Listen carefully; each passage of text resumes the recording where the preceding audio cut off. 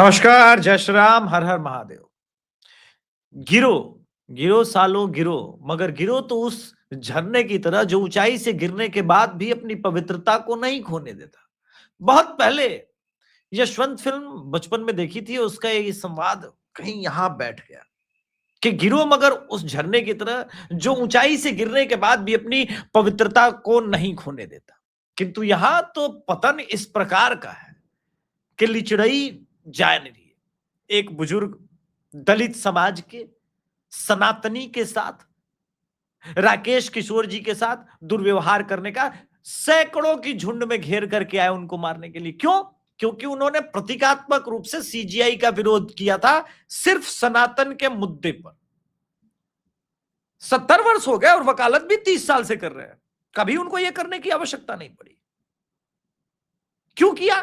क्योंकि एक वृद्ध अवस्था में भी पहुंचा हुआ मनुष्य अपने सभ्यता, अपने संस्कृति, अपने इष्ट देव, अपने भगवान का अपमान बर्दाश्त न कर सका। प्रश्न तो दोनों तरफ से पूछा जाना चाहिए था, लेकिन प्रश्न इनसे, और स्वयं हिंसा पर उतार हुए, पर किंतु सैकड़ों सुअरों की भीड़ घेर ले, किंतु शेर को डरा नहीं सकते। वैसे ही ये वृद्ध आदमी डरा नहीं और सनातन की जय का नारा लगाता रहा। धर्म की जय हो, सनातन धर्म की जय हो। मैं इस आदमी के चरण छू सकता हूं, चरण पखार सकता हूं, इनसे बड़ा सनातन धर्म का योद्धा हमें कहां मिले। किंतु आप देखिए दुर्दशा इस समाज की कि फिल्म मानने वाले भी लोग बहुत होंगे, होंगे ना, आसपास भी बहुत सारे सनातनी खड़े होंगे। कोई भी सच्चा सनातनी उसका रक्त उबाल मारता, और ऐसे लोग, ऐसे अराजक तत्व, ऐसे झुंड में आए हुए गीदड़ अपने पांव पर चल के नहीं जाते। इतना तो आस्तीन चढ़ा के डरा देते हैं हम लोग। आप कल्पना कीजिए कि इस देश में डेमोक्रेसी, सभ्यता, संस्कृति, अभिव्यक्ति की स्वतंत्रता, फलाना ढिमकाना की बात करने वाली वामपंथी इकोसिस्टम स्वयं किसी को फ्रीडम ऑफ एक्सप्रेशन नहीं देती। My descent is better than your descent के राह पर चलने वाले ये लोग किसी और के मत को बर्दाश्त नहीं कर सकते। और यही तो इस्लामी मत है, यही तो इस्लामी मत है। इस्लाम क्या कहता है? दिन रात मेरी सुनो, मैं तुम्हारी नहीं सुनूंगा। एक ही वही अल्लाह है जो सुप्रीम है, बाकी कोई कुछ नहीं है। तुम अगर किसी को मानते हो तो तुम काफिर हो। फिर उसके बाद हमारा फंडामेंटल ड्यूटी क्या बनता है? दीन की दावत, दावत इस्लाम, दारुल इस्लाम चलेगा, दारुल अमन चलेगा, दारुल हर्ब चलेगा। यह सब तो इनके टीचिंग्स है, टीचिंग्स का हिस्सा है। इसमें बुरा मानने वाली कौन सी बात है किसी कम्युनिटी को? ये तो दिन रात तुम लोग यही मदरसों में पढ़ा रहे हो, यही हो रहा है, प्रतिदिन की घटना है, और इनके समर्थक यही करते आ रहे हैं। यानी आप कल्पना कर सकते हैं कि इस देश में क्या चल रहा है। एक तरफ यह घटना है, दूसरी तरफ बाबा जी की पुलिस है। उत्तर प्रदेश की श्यामली से एक बड़ी खबर आई है। ये डकैत समाउद्दीन, ये जो डकैत है समाउद्दीन, इनको उत्तर प्रदेश की पुलिस ने 72 हूर के पास भेज दिया मैसेज, लाउड एंड क्लियर, कि मेरे स्टेट में ये सारी चीजें नहीं चलेगी, तुम निकलो यहां से। 72 हूर को जाना है, सीधा भेजता हूं, कोई दिक्कत नहीं। क्यों बीच में ट्रैफिक या डाइवर्जन वगैरह होना है? सीधा भेजते हैं, सीधे आ गया। प्रश्न ये है, इन दोनों घटनाओं को आप देखिए। एक तरफ सरकार का विजन है कि भाई हमको क्या चाहिए, सुरक्षा देनी है। किससे सुरक्षा देनी है? ऐसे ही तत्वों से। दूसरी तरफ इस देश की जुडिशियरी में बैठे हुए एक सीजीआई हुए, जो बीच में उनके समर्थक जाति वगैरह सब खींच के लेके आए। हालांकि मैं इसमें मानता नहीं। मैंने अभी कहा कि मैं इस महान व्यक्ति के चरण पखार सकता हूं, तो राकेश किशोर जी का अपना एक ये था। आप देखिए, इसको कंट्रोवर्सी में अगर ना लेके जाए और हम ये कहें कि जब आम आदमी पार्टी के समर्थक ने एक पी चिदम्बरम जी के ऊपर जूता फेंका, तो आम आदमी पार्टी ने क्या किया? उनको टिकट दिया, आम आदमी पार्टी से दिया। जनरल सिंह को टिकट दिया था ना 2014 के चुनाव में, पंजाब से दिया था ना। उसका अचीवमेंट क्या था? वो जूता मारा था पी चिदम्बरम पर। क्यों? क्योंकि वो उस समय भ्रष्टाचार से उनका क्या, मैं जनरल सिंह जी की बात को ही कह रहा हूं, जो करप्शन था, मास लेवल पर चीजें थी, उससे प्रताड़ित हो रहे थे, पीड़ित हो रहे थे, उन्हें बर्दाश्त नहीं हो रहा। तब तो किसी ने, इस देश की किसी मीडिया ने नहीं कहा, क्योंकि वो भी आदमी एक पद पर था।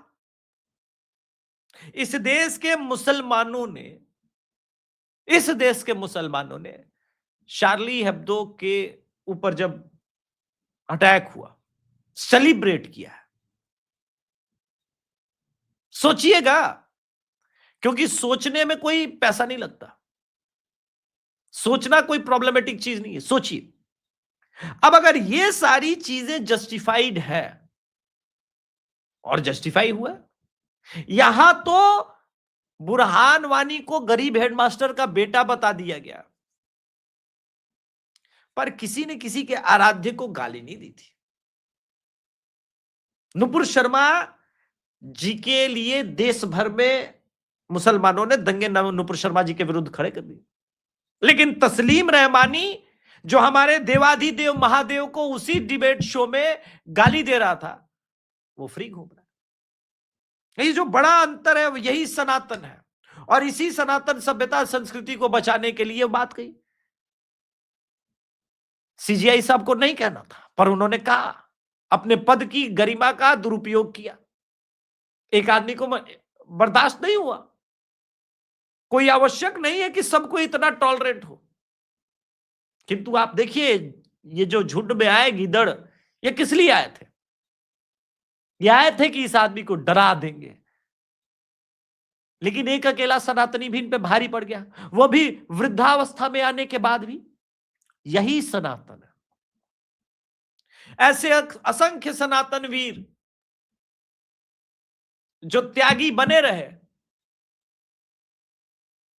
जो तिवारी बने रहे, जो यादव बने रहे, जो कोयरी कुर्मी अपनी जाति के बने रहे, सनातन नहीं छोड़ा, मुगलों के आगे घुटने नहीं टेके। कुछ अब आगे नाम में वसीम त्यागी भी लगाने लगे ना। ट्विटर का एक सेलेब, वो बार बार अपने आप को साबित करता, ना ना, मैं तो, हमारे अब्बू के अब्बू के अब्बू पैदा ही मुसलमान लिए थे। तो टाइटल में त्यागी क्या कर रहा है गुरु? वो योगेश्वर दत्त जी से पिछले 5-6 दिनों से लगातार लड़ रहा है। उसका अचीवमेंट, उसके पूर्वजों का अचीवमेंट कि भाई हमने तो सलवार उतार दिया है। हमारा तो उसका अचीवमेंट क्या है? यही है, इतना ही अचीवमेंट है, इससे ज्यादा अचीवमेंट है ही नहीं उसका। वो योगेश्वर दत्त जो कि भारत के लिए गोल्ड मेडल लाके बैठे हैं, वो उनको कह रहा है, ना ना ना ना ना ना ना ना ना, ये ठीक नहीं है। आप देखिए, इसी देश में हो रहा है, कहीं और जाने की आवश्यकता नहीं है, कहीं और जाने की आवश्यकता नहीं है। लेकिन ये हो क्यों रहा है? उसके अंदर ये कॉन्फिडेंस कहां से आया कि वो योगेश्वर दत्त जैसे राष्ट्रवादी, जिन्होंने भारत के लिए ओलंपिक में मेडल लाया, कॉमनवेल्थ में लाया, एशियन गेम्स में मेडल लाया, उस राष्ट्रवादी पर एक कन्वर्टेड फिंगर पॉइंट कर सके? क्योंकि ऐसे ऐसे तत्व उनके। मैं कुछ सीरीज ऑफ ट्वीट दिखाता हूं, राष्ट्रवादी होगा तो उसका खून खोलेगा। योगेश्वर दत्त जी कह रहे हैं, हम तो मिट्टी में कुश्ती लड़ते हैं, मिट्टी में खेलते हैं, कीचड़ में लौटने का काम तेरा है। अबे सुन त्यागी, पहली बात, तुम जाति बोल रहे हो, वो सरनेम है, हिंदुओं के होते हैं, आदम की औलाद। ये कन्वर्ट रिवर्ट का धंधा तुम लोग करते हो।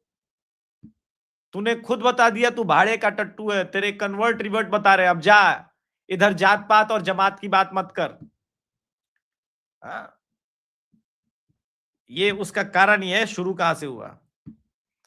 इस दुनिया में जो गैर जाति के मुस्लिम है वह जाति के मुस्लिम है। अरे इसी देश में त्यागी, तोमर, बलियान, गहलोत, पटेल टाइटल के गैर मुस्लिम है। हाँ वो है, तो जिनके पूर्वज लड़े उन्होंने कन्वर्जन नहीं किया, जिनके पूर्वज सलवार उतार गए। ये रिनी चटर्जी को बोल रहे थे उसके, अच्छा एक राष्ट्रवादी की लड़ाई लड़ने पहुंच गए, कौन? योगेश्वर दत्ती। त्यागी फिर झूठ का प्रोपेगेंडा चला रहा है। ये जितने सरनेम लिखे हैं इन सब के पूर्वज वही हैं जो तू नहीं बताना चाहता। तुझे भी पता है कि तू कितना पुराना मुसलमान है, तुझमें सच बोलने की हिम्मत नहीं है। वाह योगेश्वर दत्त भाई, वाह। एक हिंदू बहन पर किसी मुसलमान ने अटैक किया, भाई सामने से खड़ा हो गया, ऐसे कैसे? सैल्यूट। मैं हमेशा प्रयास करता हूं कि जो मुसलमानों की घृणा है वो दुनिया के सामने लाई जाए। मैं इसमें कोई छुपाता नहीं। वो क्यों? क्योंकि इनके टीचिंग्स, जो किताबों की टीचिंग्स है वो इन्होंने सीखी वहीं से, और ये इनकी टीचिंग्स घृणा ही सिखाती। ये किसी भी अन्य मत को स्वीकार नहीं करते। इसीलिए किसी इस्लामिक देश में आप ये देखेंगे कि अन्य मत के मानने वालों को कोई राइट्स नहीं। अब आकर के कुछ लोग कहेंगे क्या दुबई में तो दुबई में क्या वोटिंग का अधिकार है क्या? सरकार बदलने का है क्या? सरकार चुनने का है? विच कम्स कि भाई काफिर की सत्ता एक्सेप्टेबल नहीं है। और भारत में किसकी सत्ता है? किसका संविधान है? काफिरों के द्वारा लिखा संविधान है। इसीलिए आप किसी भी मुस्लिम से जैसे पूछेंगे कि क्या आपको संविधान पहले अच्छा लगता है या शरीयत, वो फटाक से बोलेगा शरीयत, बोलेगा संविधान बाद में, पहले शरीयत। और शरीयत की टीचिंग्स यही है। नुपुर शर्मा बोल दे तो विवाद। नुपुर शर्मा ने बोला क्या था ये समझिए। नुपुर शर्मा ने इन्हीं के हदीसों को बोला था। मदरसों में पढ़ाया क्या जाता है? भारत सरकार से पैसा लेकर के जितने मदरसे चल रहे हैं उन मदरसों में क्या पढ़ाया जाता है? कुरान पढ़ाया जाता है, हदीस पढ़ाया जाता है। यही जो टीचिंग्स की बात मैं कर रहा हूं यही तो पढ़ाई जाती है। तो उसी हदीस में से एक को कोट कर दिया। अच्छा कोट क्यों किया? क्योंकि तस्लीम रहमानी महादेव को अपमानित कर रहा था। इनको बहाना मिला, पूरा देश जला दिया। यही बांग्लादेश में हुआ, यही पाकिस्तान में हुआ, और यही भारत में करने का लगातार प्रयास है। और जब हम ये बोल देते हैं तो लोग कहते हैं तुम सेक्युलर नहीं। मतलब सेक्युलर क्या? महादेव को गाली दूं? राकेश किशोर जी क्यों इतने उद्वेलित हो गए? संभवतः मैं भी सामने होता, सुप्रीम कोर्ट में होता, मैं बर्दाश्त नहीं कर पाता। क्योंकि महरौली को लेकर के जब मजार बनाना है, एसआई को तो गाइडलाइन दे दिया बना लो, तब तो ये नहीं कहा था जो हमारे भगवान श्री कृष्ण के लिए कह दिया। अच्छा जाति का एंगल लाना क्यों है जब आप बौद्ध धर्म अपना चुके हैं? अभी प्रयागराज हाई कोर्ट ने लैंडमार्क जजमेंट दे दिया। तो जिन्होंने अपना मतांतर कर लिया है वो अपने आप को दलित क्यों मान रहे हैं अब?